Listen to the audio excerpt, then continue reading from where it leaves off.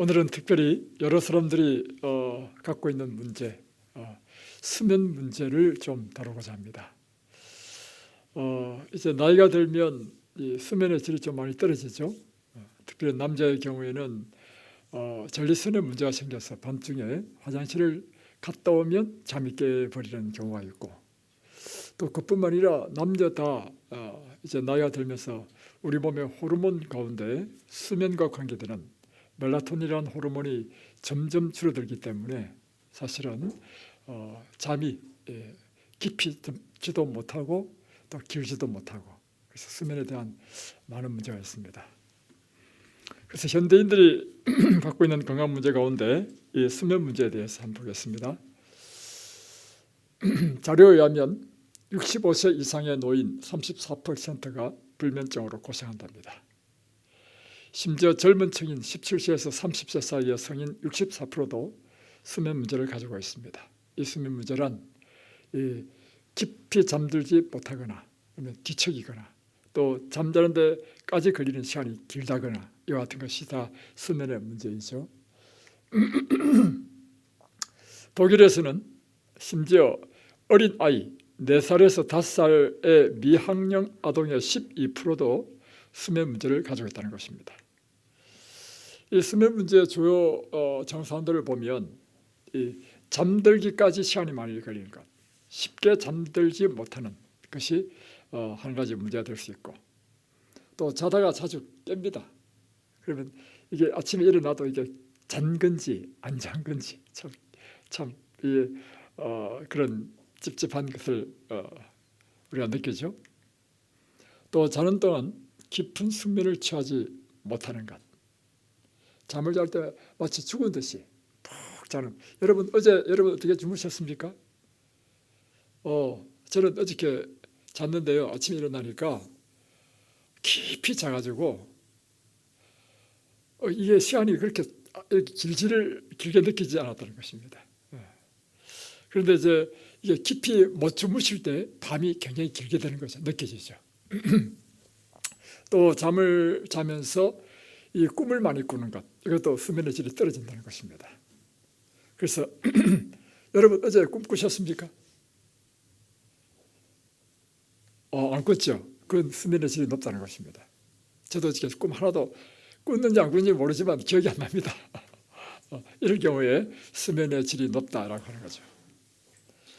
또 낮잠을 자게 될 경우에 왜 낮잠을 자느냐면 밤에 깊은 수면을 취하지 못하게 되면 낮에 또 졸리고 피곤하지요. 그래서 이 악순환이 계속되는 것입니다. 또 일어났을 때 상쾌해야 되는데 피로감을 느끼는 경우, 이것은 수면의 질이 떨어지고 있다는 것입니다. 이 수면과 가장 직접적인 관계가 있는 우리 몸의 호르몬이 있는데 그것이 바로 멜라토닌인 것입니다. 이 멜라토닌이라고 하는 물질을 발견하게 된 것은 1993년입니다. MIT 미국의 유명한 대학이죠. 이 MIT로부터 나온 연구에 의하면 소량의 멜라토닌 약을 투여하니까 자연적인 수면제 역할을 했다는 것입니다. 또 1994년 연구에서는 이 멜라토닌이 시차 문제를 해결한다는 사실을 발견했습니다. 제가 미국에 갔는데 미국에 가가지고 이 낮과 밤이 바뀌어가지고 굉장히 힘들었습니다. 그리고 그 생활하다가 다시 또 한국에 왔어요. 또 낮과 밤이 바뀌어서 또 힘들었습니다. 이것이 바로 시차 문제죠. 그런데 멜라토닌이 풍부하게 나오면 이 시차 적응에 어려움이 없다는 것입니다. 1995년 8월 7일에는 그래서 이 멜라토닌의 중요성이 부각되면서 세계적인 주간지인 뉴스지크지에 이 멜라토닌을 텍스트표했습니다. 그래서 온 세계 사람들이 이 멜라토닌에 대하여 관심을 집중하게 되었습니다. 그러다 보니까 미국 제약회사들이 일제히 사업용으로 멜라토닌 약을 제조 판매하게 되었습니다. 자, 이 멜라토닌은 현대판 불로장생약이라 이렇게 불리는데 그 이유가 무엇인가 하면 멜라토닌은 깊은 숙면을 취하게 하고 시차 적응을 잘하게 하고 또 젊음을 유지시키는 그야말로 노화를 억제하는 강력한 호르몬, 우리 몸속에서 생산되는 호르몬이 멜라토닌입니다. 그래서 이 멜라토닌은 신비의 물질로 일명 불로초라고 알려지고 있고, 또 깜깜할 때, 어두울 때 이 멜라토닌이 우리 몸에서 분출돼요. 그래서 암흑의 호르몬이라고 불렸습니다. 그래서 이 멜라토닌은 특별히 이제 깊은 밤중에 우리 몸에 나와서 우리 몸을 깊이 잠들게 한 다음에 우리 몸 구석구석을 수리하고 복구하고 치료하는 일을 한다는 것이죠. 그래서 멜라토닌은 이 특별히 암 치료에 굉장히 중요한 물질입니다. 그래서 멜라토닌의 효과를 한번 정리해 보면 숙면을 촉진하고 시차를 적응시키고 우리의 몸의 치료를 촉진하고 노화를 방지하고 또 수명을 더 연장시킵니다. 우리 몸에 있는 이 활성산소를 제거하는 항산화 작용을 합니다. 또 암의 예방과 치료를 하고 면역력을 강화시키고 스트레스를 극복하게 하고 콜레스테롤을 조절합니다. 그리고 혈압을 떨어뜨립니다. 또 뼈를 강하게 만듭니다. 그리고 심지어 정력을 강화하는 그와 같은 역할까지 있다, 이렇게 알려지고 있습니다. 그래서 이 하나하나를 한번 살펴보겠습니다. 먼저 이 멜라토닌은 숙면을 촉진합니다. 특별히 노인들의 이 불면증에 도움이 된다는 것입니다. 노인들은 진단에서 보내는 시간은 많지만 실제로 잠을 자는 시간은 적죠. 그래서 그러나 나이가 들면 수면이 짧아도 된다 하는 것은 아닙니다. 수면은 나이와 관계없이 모두가 7시간 내지 8시간은 푹 자주는 것이 좋다는 것이죠. 그리고 이 멜라토닌은 저녁에 잠들었다가 누웠을 때 누운 때로부터 깊은 잠이 들 때까지 걸리는 시간을 14분 단축시킨다. 그래서 어떤 사람, 이런 사람이 있죠. 머리가 베개에 딱 닿기만 하는 순간 깊은 잠이 드는 사람. 아주 멜라토닌이 잘 나오는 사람이죠. 어떤 사람은 누웠는데 잠이 안 와가지고 이리 뒤척 저리 뒤척 하다가 어느덧 잠드는 사람도 있고, 그죠? 이 나이에 따라서 이 멜라토닌 분비가 우리 몸에서 좀 차이가 납니다. 예를 들면 1세에서 5세에는 애들 보면 낮이나 밤이나 잠만 자죠. 우리 몸에서 멜라토닌이 엄청나게 분출되는 것입니다. 그래서 보세요. 멜라토닌의 그 역할을 보면 왜 어린아이는 잠만 잘까요? 젖만 먹으면 자고 또 싸고 또 젖만 먹으면 자고. 멜라토닌은 우리의 성장에 아주 중요한 역할을 하고 우리 몸에 굉장히 중요한 일을 하기 때문에 아이들을 계속 잠재운다는 거죠. 잠재우고 키우고 발육시키는데 중요한 물질이라는 것이죠. 그러다가 이제 사춘기가 딱 지나면 이게 100%에서 75%로 떨어집니다. 그러다가 이제 점점 노년이 되면 이제 멜라토닌이 막 뚝 떨어져가지고 막 20%, 10% 이렇게 안 난단 말이에요. 그러니까 노년이 되면 이 잠을 못 자는, 잠이 안 오는 이유가 우리 몸에 호르몬이 안 나오기 때문입니다. 그러면 그 답이 없는가? 답이 있습니다. 그래서 오늘 이 답을, 그러면 우리가 어떻게 이 몸에서 감소된 멜라토닌을 보충할 수 있는가 하는까지도 한번 말씀드리겠습니다. 멜라토닌은 이제 시차를 적응하는데도 굉장히 큰 기여를 합니다. 보통 이 비행기를 타고 5시간 이상 시차가 나는 해외여행을 하게 되면 시차 부적응 증상을 겪게 되죠. 이것은 멜라토닌이 분비되는 시간이 있습니다. 그런데 수면 시간과의 리듬이 교란을 일으키기 때문에 잠을 잘 때 멜라토닌이 안 나오고 낮에는 멜라토닌이 안 나와야 되거든요. 근데 그때 멜라토닌이 나오는 거예요. 그러니까 낮에는 막 졸리고 밤에는 말똥말똥하고 이런 일이 일어난다는 것이죠. 그런데 멜라토닌이 잘 조절되는 사람은요, 이 문제도 어려움 없이 시차 적응을 한다는 것입니다. 또 멜라토닌은 치료를 촉진하고 노화를 방지합니다. 그래서 이 멜라토닌은 치료와 회출을 가져오는 암흑의 호르몬이라고 일컬어집니다. 이 멜라토닌은 또한 노화를 지연시킵니다. 멜라토닌이 잘 나오면 늙지 않습니다. 그리고 수명이 길어집니다.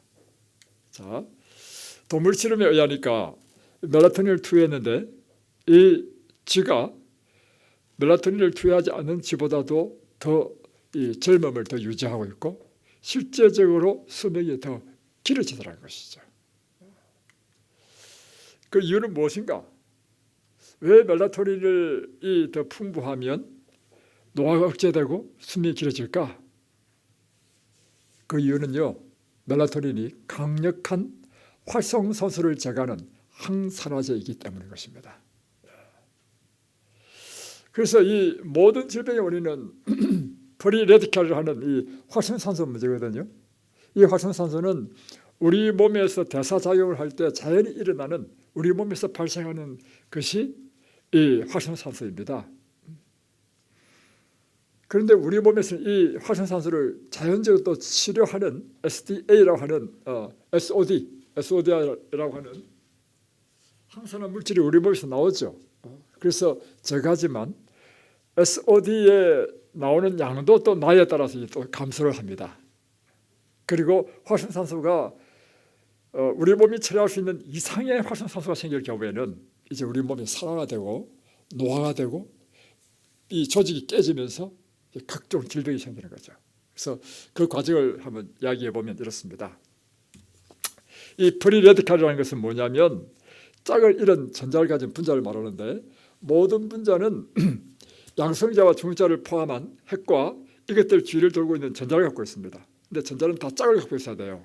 근데 어떤 분자는 짝을 잃은 분자였단 말이에요. 이럴 때는 본능적으로 이 분자는요, 하나의 더 이 전자를 얻기 위해서 굉장한 이 갈망을 하게 됩니다. 그래서 정상적으로 안정된 조직을 갖고 있는 옆에 있는 분자에 전자를 빼앗아 버립니다. 그래서 자기는 이제 안정된 구조를 취한단 말이에요. 그러면 전자를 빼앗긴 이 분자가 이제 쉽게 말하면 분자 구조가 깨져버리는 거예요. 불안전하게 돼요. 그러니까 이 분자가 또 다시 자기가 전자를 또 어디서 취하려고 옆에 있는 또 분자에게 또 전자를 빼앗아.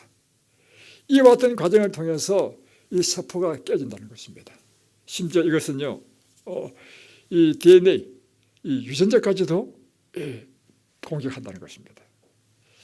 그래서 이와 같은 과정들을 쭉 이해를 해보시면 이 활성산소는 이 우리 몸에서 이 전자를 잃었다, 산화되었다는 것입니다. 철이 공기 중에 있으면 점점 어떻게 됩니까? 부식되죠. 부식되는 것이 바로 산화된다는 것입니다. 그래서 그 단단한 철이요, 산화되어 버리면 어떻게 돼요?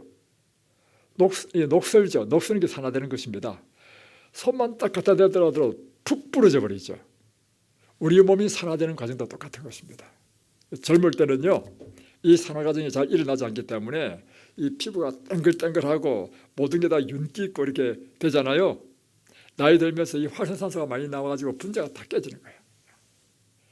그러다 보니까 이렇게 늙고 탄력도 잃고 이렇게 되는 것이죠. 그래서 이와 같은 연쇄 반응을 통해서 이제 특별히 이게 DNA를 손상시키게 될 경우에 암과 같은 아주 치명적인 질병이 발생한다는 것입니다. 이 연쇄 반응을 멈춰야 하는 것이 무엇인가? 바로 그것이 활성산소를 제거하는 것, 그것이 바로 항산화제라고 하는 것입니다. 항산화 물질로서는 우리 지난 시간에 한번 배웠죠. 가장 강력한 물질이 바로 비타민 C입니다. 그리고 비타민 E, 또 베타카로틴, 이와 같은 것들이 강력한 항산화 물질인 것입니다. 그래서 오늘날 시중에서는 비타민 C 막 열풍이 돌고 있지 않습니까? 또 하나는 항산화 물질 가운데 강력한 것은 글루타디온이라고 하는 물질인데, 이것은 활성산소를 중화시켜서 안전한 물 구조로 만들어서 안정화시키는 일을 하는 것입니다. 그런데 이 멜라토닌은 이 강력한 항산화 작용을 하는 이 글루타디온보다도 무려 5배나 더 높다는 것입니다. 그리고 비타민 E, 비타민 C보다도 더 강력한 항산화 물질이라는 것입니다. 그래서 멜라토닌이 많이 나오면 노화가 안 되고 또 수명이 길어지는 이유가 바로 이 항산화 작용 때문이다. 멜라토닌이. 심지어 이 멜라토닌은요, 발암물질, 제초제, 방사선 등으로 인해서 생긴 활성산소에 의한 손상으로부터 우리를 보호해 줍니다. 그러니까 이 멜라토닌이 얼마나 우리 몸을 이게 이 산화, 질병으로부터 보호하는지 그 기능들을 우리가 알 수 있습니다. 그래서 암 예방과 치료에 있어서도 멜라토닌은 굉장히 중요한 기여를 하죠. 그래서 이 멜라토닌은 강력한 활성산소 청소부로서 신경퇴행과 수상기의 돌연변이 및 발암을 막아주는 일을 합니다. 또 치료와 회복을 하는데 심지어 뇌 손상을 막아주고 뇌에 관련되는 암 발생을 또한 감소시킵니다. 또 면역력을 강화시켜서 암 예방과 치료에 큰 도움을 줍니다. 그래서 어떻게 이 멜라토닌이 이 면역 작용을 하는가? 그것은 스위스에 있는 조지 마에스트로니 박사가 실험한 실험에 의한 것인데, 생쥐를 통해서 실험을 했습니다. 한 A그룹은 A, B 다 강력한 이 바이러스, 위험한 바이러스를 다 감염시켰습니다. 그리고는 A그룹에는 멜라토닌을 투여했습니다. B그룹은 그냥 놔두고, 그리고 정상적인 식사는 다 줬죠. 그랬더니 일반적인 쥐는 30일 후에 91%나 쥐들이 다 죽어버렸습니다. 그 바이러스에 의해서. 그런데 멜라토닌을 섭취한 맞은 쥐는 16%만 죽었다는 것입니다. 그래서 멜라토닌은 강력한 우리 몸의 면역을 강화시키는 작용을 한다 하는 것입니다. 그래서 어떻게 그러면 이 면역을 강화시키는가? 스위스 조지 마에스트로니 박사는 계속해서 연구를 했는데,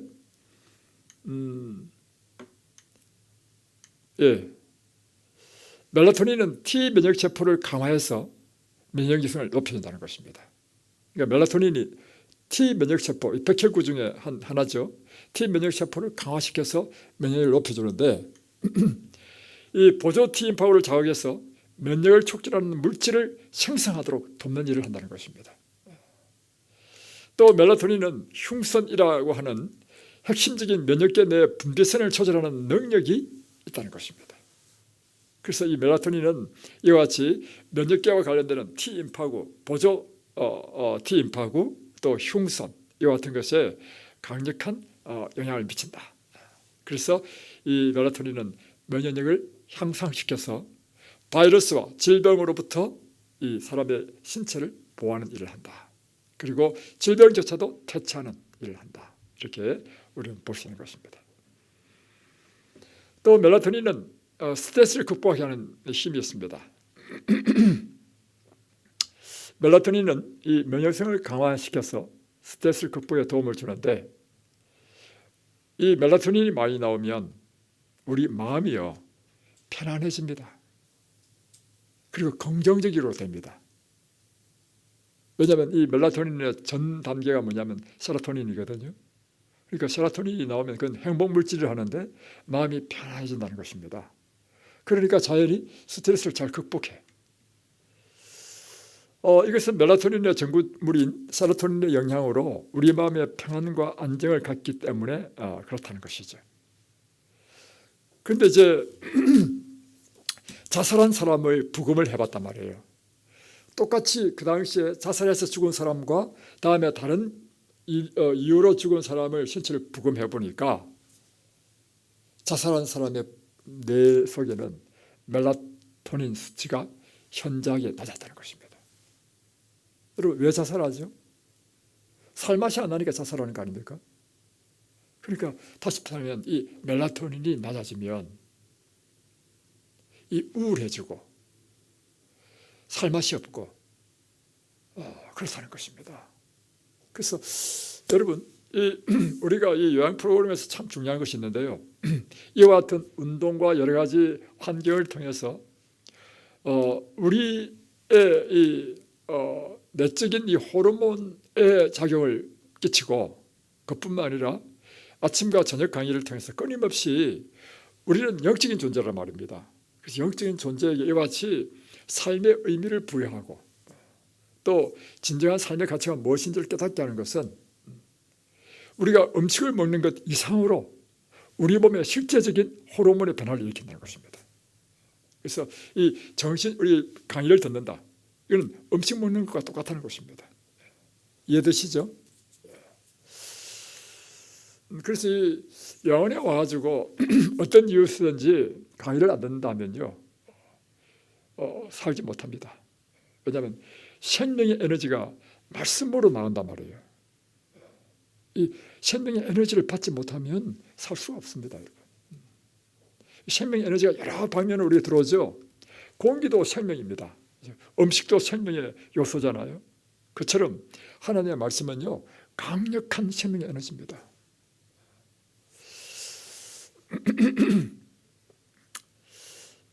홍콩의 연구자가 실험을 했는데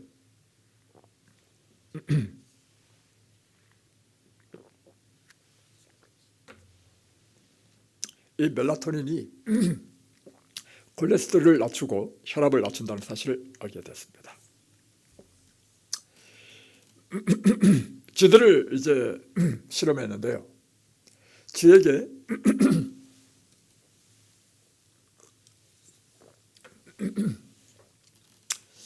콜레스테롤이 높은 음식을 먹였습니다. 그랬더니 정말 쥐들의 혈청 속에 콜레스테롤이 굉장히 높았습니다.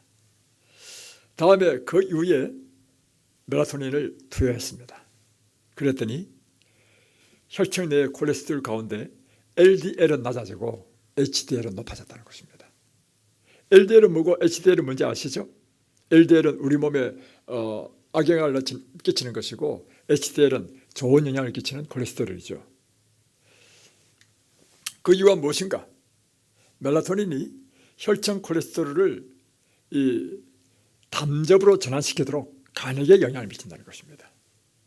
그래서 이 쥐 실험을 통해서 이 쥐의 대변을 받아보니까 멜라토닌을 투여한 그 쥐의 대변 속에 이 콜레스테롤을 담즙으로 해가지고 처리해서 내보냈다는 것입니다. 그래서 혈중에 나쁜 콜레스테롤 수치를 떨어뜨렸다는 것입니다.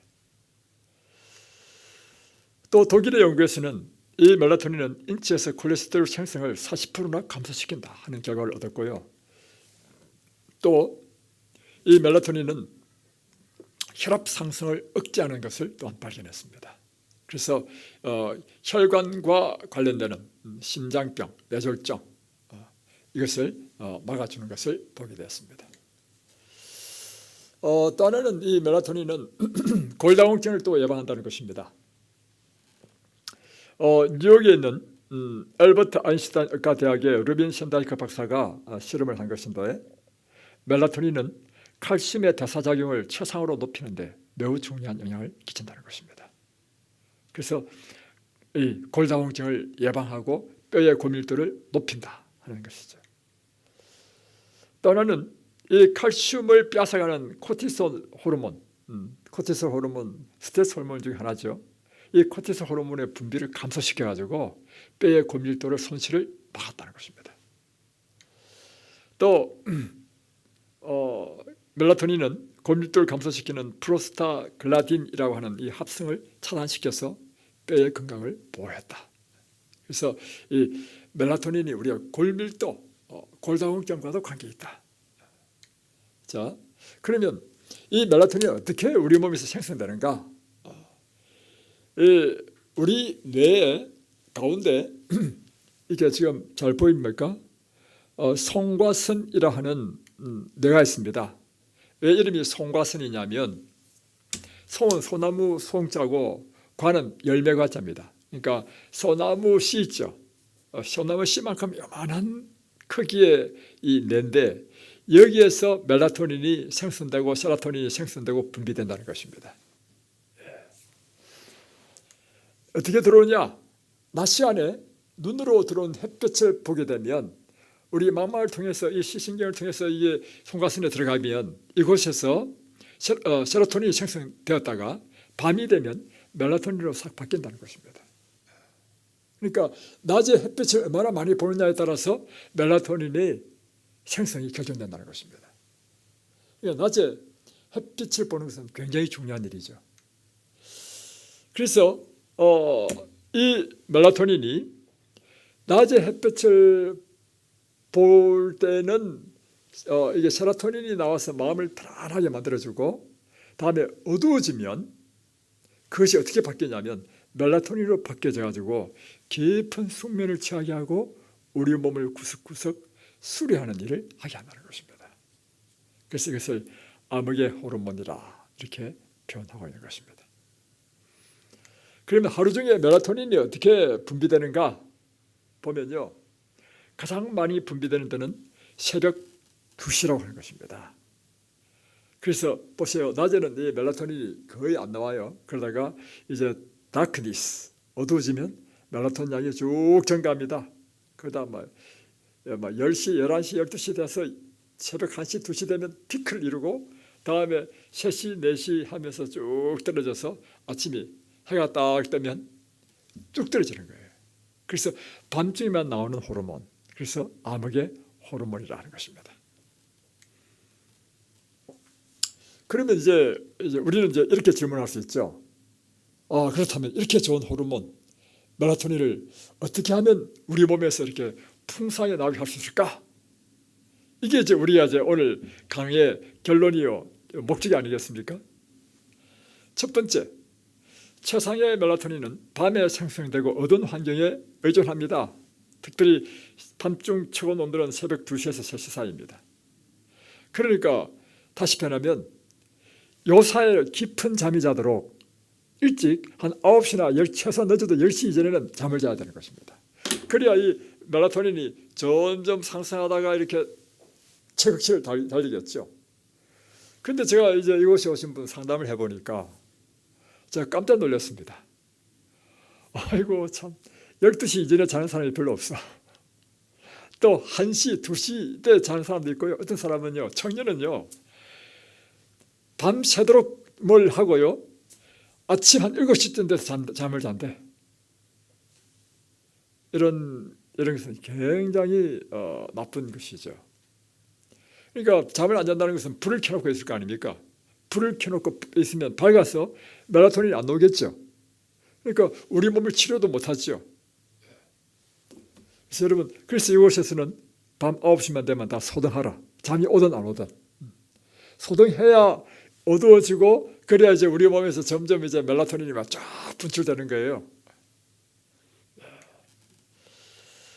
그래서 이 한밤중의 멜라토닌 수치는 낮에 비하면 5배나 10배나 더 높이 나온다는 것입니다.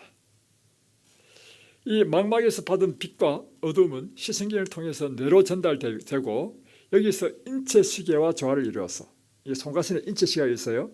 인체시계는 뭐냐면 이 우리 몸이 시간을 다 계산합니다.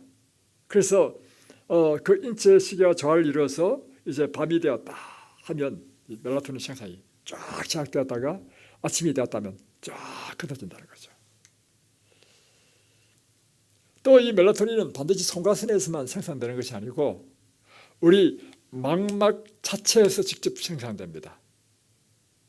망막이라는 게 뭐냐면 우리 눈 있죠. 눈 뒤에 이 빛을 보게 되면 우리 수정체가 빛을 받아가지고 망막에 이제 형상을 만드니까 망막에서 우리가 본단 말이에요. 이 수정체 뒤에 있는 이 눈의 뒤에 있는 이것이 망막이란 말입니다. 이 망막이 이거는 이제 낮에 만들어지는 것이 아니고 밤중에 깜깜해지잖아요. 그러면 이 망막에서 어두움을 인식하고 이 망막 자체에서 멜라토닌을 또 생산한다는 것입니다. 그러니까 잠을 잘 때는 어떻게 자야 되겠어요? 불빛을 완전히 차단해야 되는 것입니다. 그러면 우리 망막에서 멜라토닌을 생산한다는 것입니다. 제가 유럽에 여행을 갔는데 그곳에서 아주 좋은 걸 봤습니다. 유럽의 호텔에 묵었는데요. 유럽에는 창에 무엇이 있냐면 덧문이 있어. 그래서 창을 다 닫고 덧문이 나무로 되어 있는데 덧문을 탁 닫아버리니까 밤중에 잠을 자기 위해서 깜깜한 거야. 완전히 칠흑 같은 어둠이야. 그래가지고 깊이 잠을 잤습니다. 잠을 자고 이제 아침이 돼서 이제 눈을 떠가지고 눈을 떠도 깜깜해. 그래서 이제 아침에 일어났으니까 이제 덧문을 쫙 펼쳤단 말이에요. 펼치니까 아침 햇살이 막 쫙 비치는데 야, 이거 참 좋은 방법이다. 여러분, 그래서 밤중에 불 켜놓고 잠을 자는 사람은 이 멜라토닌을 손실하는 사람, 잃어버리는 사람입니다. 잠을 잘 때는요. 그래서 저는 하여튼 모든 불이란 불은 다 딱 차단시켜서 합니다. 그래서 밤에 심신의 빛은 반드시 50루스 이하가 되어야 한다. 인체는 또한 이 멜라토닌을 내일을 위하여 저장하지 않는다는 것입니다.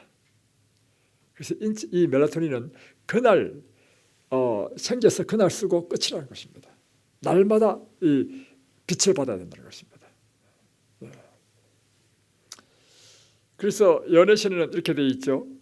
자정전 수면이 그 이후에 취하는 수면보다 훨씬 더 가치 있다. 12시 전에 취한 숙면은 12시 이후에 4시간의 잠보다 더 가치가 있다. 그래서 우리가 기억해야 될 3가지 사실이 있습니다.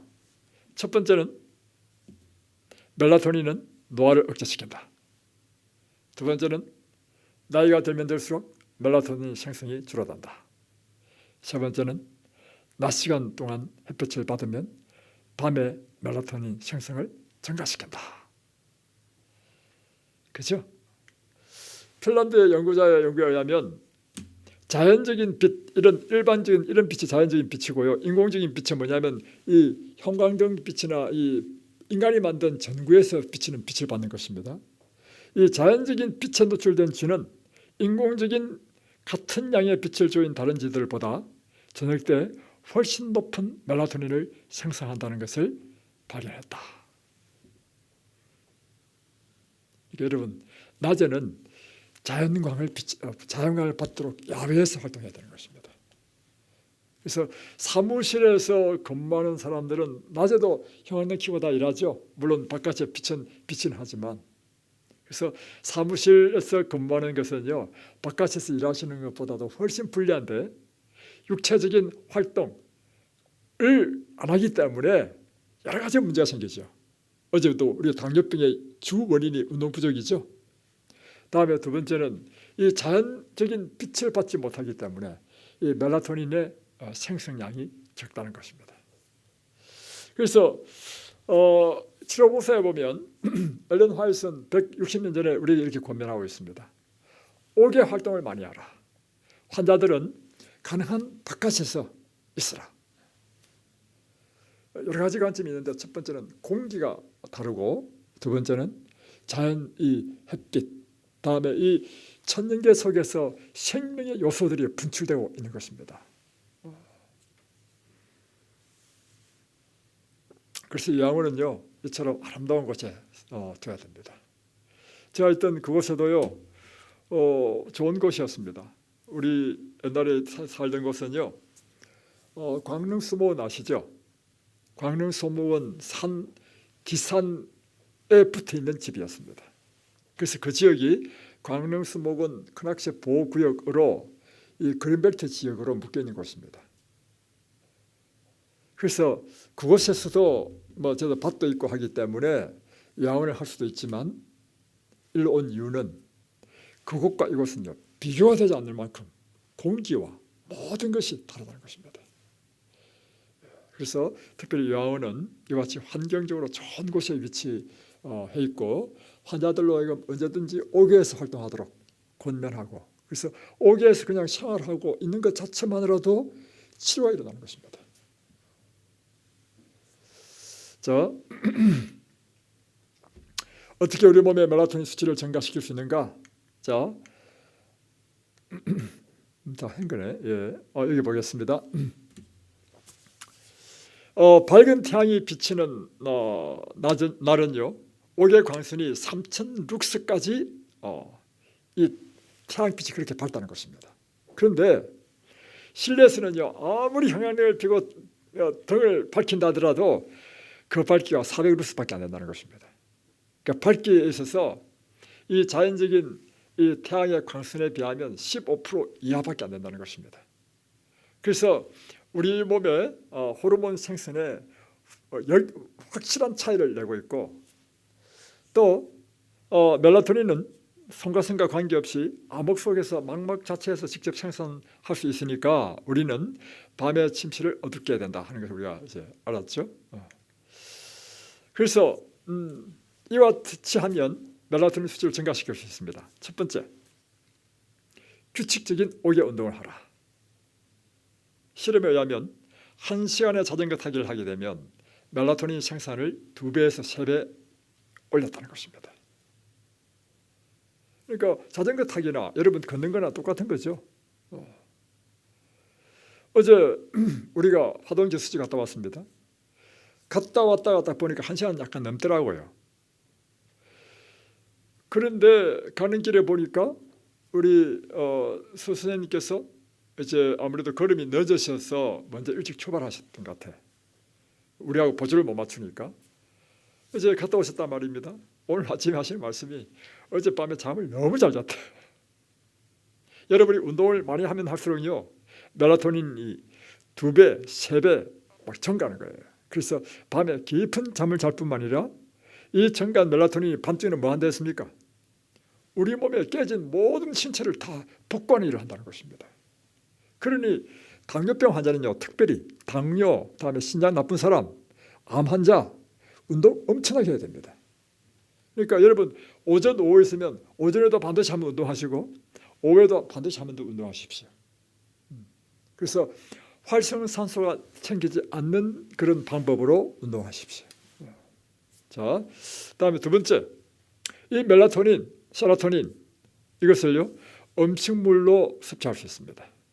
자, 이 멜라토닌 생산과 관계되는 것이 있는데요. 트립토판이라 하는 것이 이 음식물에 있는 이 트립토판이라는 아미노산 단백질이죠. 이 단백질도 멜라토닌 생성에 관계된다는 것입니다. 그래서 트립토판을 섭취하게 되면 멜라토닌이 증가한다. 또 비타민 B6, 또 심지어 칼슘이 많은 음식을 먹어도 멜라토닌이 증가한다는 것입니다. 그래서 보면 제가 멜라토닌이 많은 음식을 제가 소개해드리겠습니다. 알고 보니까 이건 뭘 골라 먹을 필요도 없어요.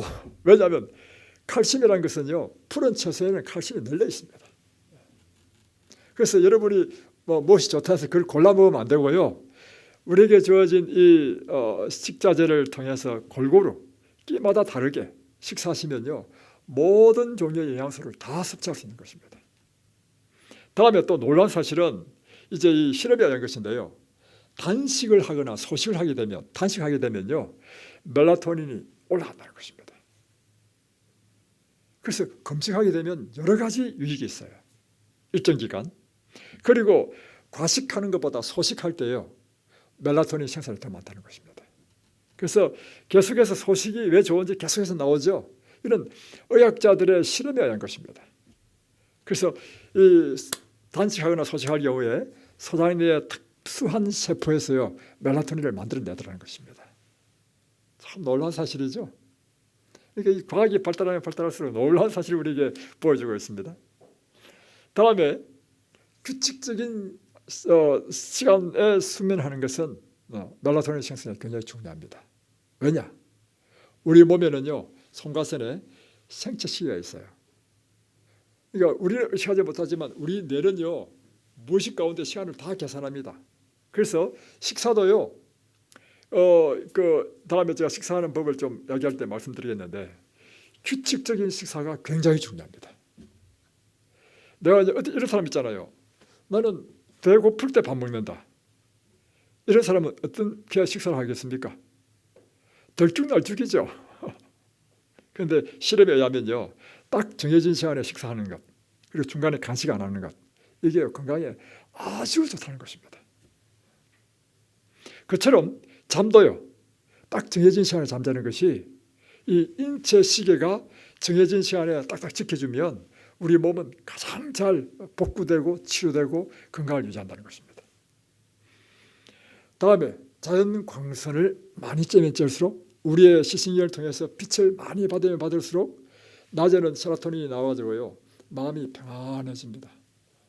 언제나 마음에 평안하고 즐겁고 그래서 세로토닌을 행복 물질이라 합니다. 그런데 이 세로토닌이요 밤이 되면 이 어두워지면 이 송가선이 어떻게 인식되느냐면 이제 어두워졌구나 면 멜라토닌 생산이 쫙 나온단 말이에요. 그런데 낮 동안에 한 번도 밖에 나가지 않았다. 빛을 안 봤다.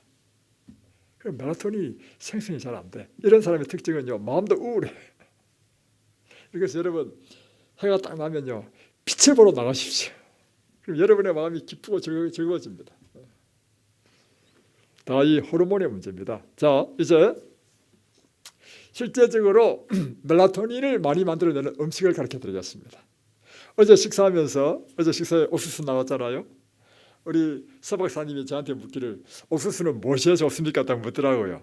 제가 첫 번째 대답이 뭐냐면 멜라토닌이 아주 많습니다. 옥수수보다 더 많은 것이 있는데 귀리입니다. 귀리가 뭐냐면 여러분이 지난번에 먹었던 오트밀이 귀리가 오트입니다. 오트밀 죽이 멜라토닌이 굉장히 많은 거예요. 쌀도요 굉장히 많죠. 그래서 현미쌀을 주식으로 하는 것 참 중요한 것입니다. 네. 또 볼까요? 이제 트립토판도 멜라토닌 생성과 관계되어 있습니다. 무엇이 많아요? 두부, 호박씨, 글루텐 가루. 그러니까 글루텐에 대한 알레르기만 없으면 글루텐이 이 트립토판이 많은 음식입니다.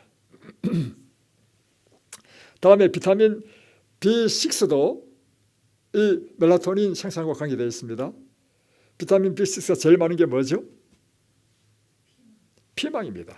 피망 우리가 계속해서 우리가 이 시험 할 때마다 피망이 굉장히 좋은 음식이죠. 네.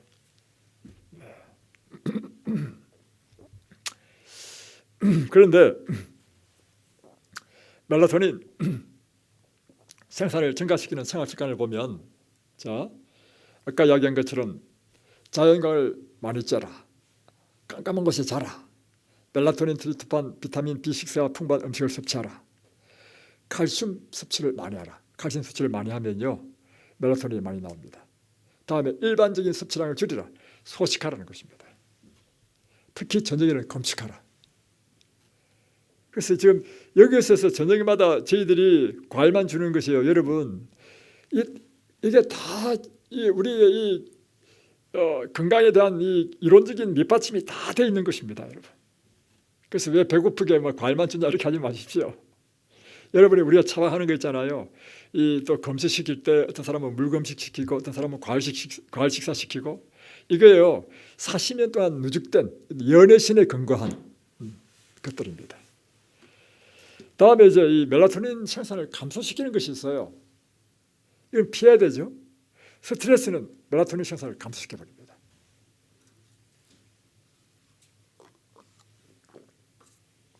두 번째, 카페인은 6시간 동안 멜라토닌 생산량을 반으로 줄여버립니다. 대표적인 카페인이 뭐죠?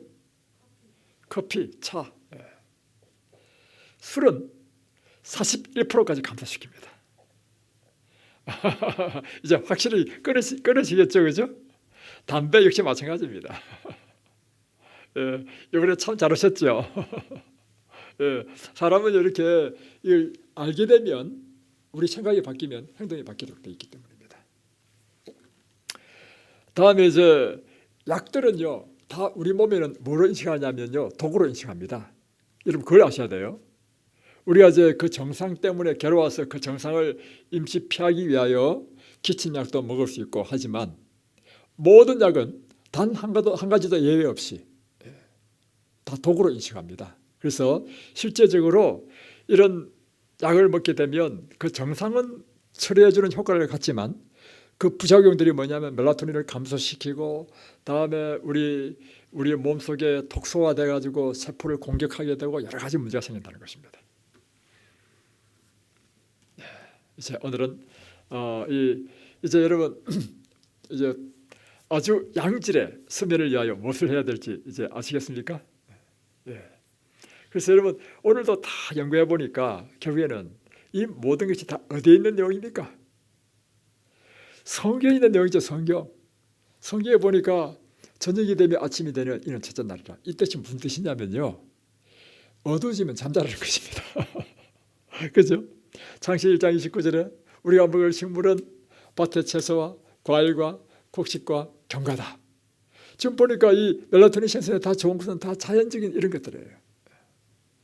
또 우리가 이 에덴 동산을 창설하신 다음에 하나님께서 하신 말씀이 뭐냐면 그걸 관리하라 했거든요. 관리하려면 뭐 해야 됩니까? 제가 저 정원 관리를 해보니까요. 예, 뭐 쳐줘야 되고 잘라줘야 되고 다 이 활동 아니에요, 그죠? 이 활발한 옥의 활동 이런 것들. 그러니까 우리는 출애굽기 15장 26절에 있는 말씀을 늘 명심하십시오. 하나님께서 우리에게 명하신 모든 말씀들, 명령, 규례 이런 모든 것들을 우리가 듣고 순종하고 지키면 애굽에 내린 어떤 재앙도 내게 내리지 않을 것이며 나는 너희를 치료하는 여호와입니다. 이 놀라운 은혜가 우리 모두에게 임하시기를 바랍니다. 기도하겠습니다.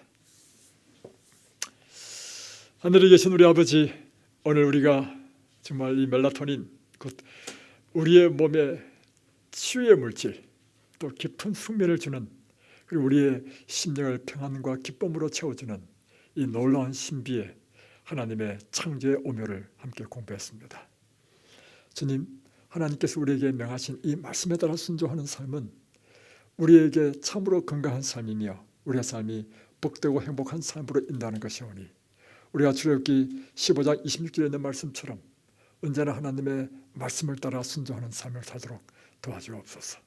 그래야 우리 몸에 있는 모든 질병들을 다 치유해 주시고 이 땅에서 강건한 삶을 삶으로 우리가 하나님께 영광이 되며 인류에게 축복이 되는 삶이 되도록 도와주옵소서. 예수 그리스도의 이름으로 간절히 기도드리옵나이다.